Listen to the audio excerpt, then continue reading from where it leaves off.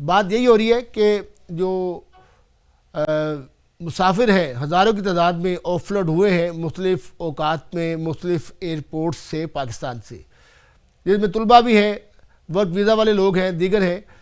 तो अब सवाल ये है कि जब वीज़ा इंसान को मिल जाता है किसी भी शहरी को किसी मुल्क का, लेकिन दूसरी तरफ जो प्रेशर है इन अदारों के ऊपर, जो सेनेट में चंद दिन पहले आप इल्म में है स्टूडेंट्स की रिपोर्ट्स आई कि 10,000 स्टूडेंट्स ने असylum यूके में क्लेम किया। फिर मिडल ईस्ट के ज़रिए जो DGFI हैं उन्होंने रिपोर्ट दी कि मिडल ईस्ट में, मलेशिया में, दुबई में, कंबोडिया में, थाईलैंड में लोग जा रहे हैं और वहाँ से वो यूरोप जा रहे हैं। साइप्रस में इंग्लिश सीखने जाते हैं, वहाँ से वो यूरोप जाते हैं। आ तो रहे हैं लोग बोट्स के ज़रिए भी और उनकी मौत भी हो रही है। तो दूसरी अगर देखा जाए तो वो सख्ती जो की गई है जिस पर, लेकिन मसला ये है कि जब जिसके पास वीज़ा है उसको शक की बुनियाद पर आप कैसे जो है वो उतार सकते हैं। बंदे कुछ हाई कोर्ट में भी गए हैं। तो किस तरह से ये देख रहे हैं कि ये तादाद जो है बहुत ज़्यादा बढ़ गई है। और अभी एक छोटी सी वीडियो आप स्क्रीन पर देख रहे हैं, अगर उसकी आवाज़ मैं आपको सुना दूँ, उसमें आप वाज़े सुनेंगे, फैमिली के साथ है। थोड़ा सा ये मैं क्लिप आपको दिखा देता हूँ, थोड़ा सा चंद सेकंड का ये क्लिप है जिसमें लेकिन FIA के जो एहलकार है ये आप सुने। हमारे पास रिंगर भी पूरा है और भाई ना इसमें वाज़े आप देख रहे हैं कि उन्होंने कहा जी हमें ऑफलोड क्यों किया है, पूरी फैमिली है। बड़ा साहब क्या कहेंगे आप? बिस्मिल्लाहिर्रहमानिर्रहीम। चौधरी साहब, ये इलीगल अनलॉफुल एक्टिविटी हो रही है FIA की जानब से पाकिस्तान के एयरपोर्ट्स के ऊपर। सबसे पहले जो मैं आपको बताना चाहता हूं कि ये अनलॉफुल है। ये देखिए, ये जो कैमरा है इसके अंदर मैं आपको पाकिस्तानी पासपोर्ट उसका पहला पेज दिखा रहा हूं, जिसके ऊपर ये लिखा हुआ है कि president of Pakistan requests the bearer of this passport to pass him freely without any hindrance. तो पाकिस्तान का कॉन्स्टिट्यूशन, पाकिस्तान का जो कानून है और पाकिस्तान का जो इमिग्रेशन कानून है वो ये कह रहा है कि जिसको पासपोर्ट जारी कर दिया गया है वो पूरी दुनिया से ये रिक्वेस्ट करता है on the behalf of the president of Pakistan, इस बंदे को फ्रीली पास ऑन होने दिया जाए और इसको कोई हिंड्रेंस क्रिएट नहीं की जाए। और यहीं पे सबसे पहले अनलॉफुल हो जाता है जब वो अपने ही बॉर्डर पे आता है, अपने ही FIA के पास आता है और वही उसको रोक देते हैं। रोक किस वजह पे रहे हैं? देखें, एक ही बात करें, हमें डाउट है, हमें शक है, अंग्रेजी में इसको बोलते हैं नियर सस्पिशन और यूके में इसको बोलते हैं इंटेंशंस, कि आपकी इंटेंशन पे हमें शक है। अच्छा, इनको कैसे पता चल गया कि ये जो फैमिली अभी आपने दिखाई है बीवी बच्चों के साथ, इतनी मुश्किल के साथ सबसे पहले पासपोर्ट लॉफुली हासिल किया। नंबर 2, दूसरे कंट्री वेयर एवर जहां भी वो चोरी सब जा रहे थे, लॉफुली उन्होंने उस मुल्क का वीजा, उसको कहते हैं एंट्री क्लियरेंस परमिट, वो उन्होंने हासिल कर लिया। दोनों लॉफुल तरीके से उन्होंने हासिल की। और तीसरी बात, इंटेंशंस उन्होंने वहां बताई कि मेरी इंटेंशन वहां जॉब करने की है, काम किया, विजिट किया या फैमिली पे जा रहा हूं और बच्चों को साथ लेके जा रहा हूं।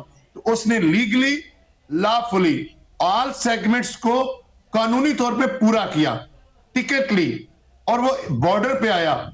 जुल्म हो गया। आगे से वो कहते हैं हमें डाउट है। भाई, हमें तो जो FIA वाले हैं उनकी इंटेंशन के ऊपर डाउट है। ये सबसे बड़े मुजरिम है और इंटेंशन और सस्पिशन की बुनियाद। साइप्रस में इंग्लिश लर्निंग के वीज़े लेके जाते हैं, वहाँ से यूरोप जाते हैं। अब इतनी ज़्यादा शिकायत है कि वो एजेंट जो है वो हज़ारों लाखों रुपए से महरूम भी कर रहे हैं। फिर आप लोग कहते हैं कि जी देखें इदारे काम नहीं कर रहे, तो इस पर क्या कहेंगे?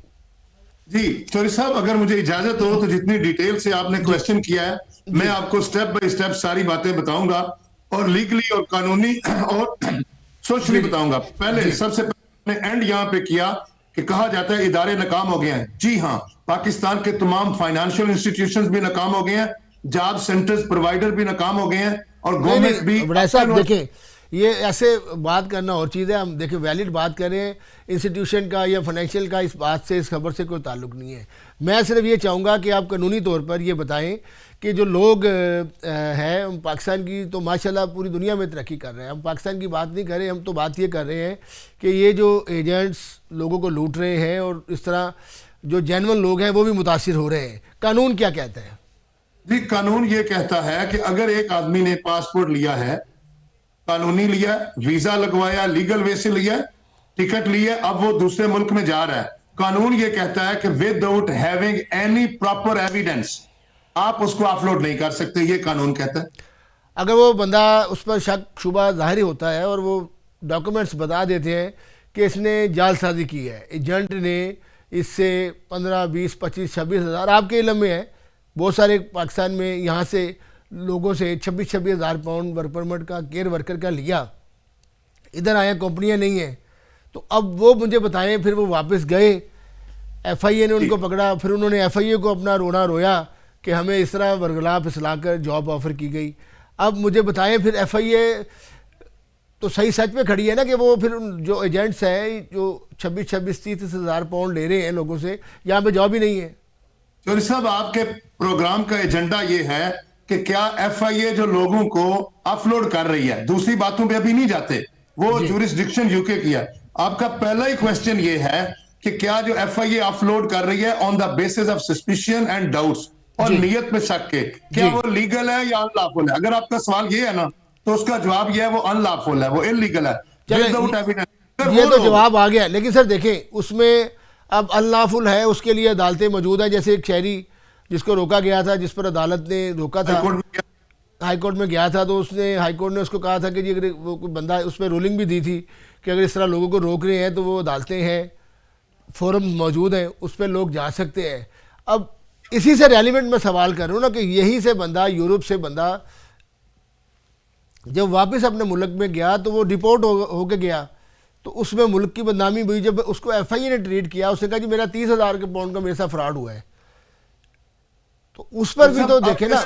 जो पहलू आपने गुजारिश की ना सवाल में, दूसरी आपने की कि यूके के अंदर बहुत ज्यादा स्टूडेंट्स ने और लोगों ने असाइलम क्लेम किए, और यूके की गवर्नमेंट ने पाकिस्तान की हुकूमत को लिखा कि जी आपके लोग असाइलम क्लेम कर रहे हैं। सिर्फ यूके की गवर्नमेंट ने नहीं, मिडल ईस्ट देख लें, मिडल ईस्ट से लोग जो हैं वो भीख मांगने के लिए जा रहे हैं, मिडल ईस्ट में जा रहे हैं, उधर से लोग वो पहले ही पकड़ रहे हैं कि जिस बंदे के पास आपको मैंने बताया।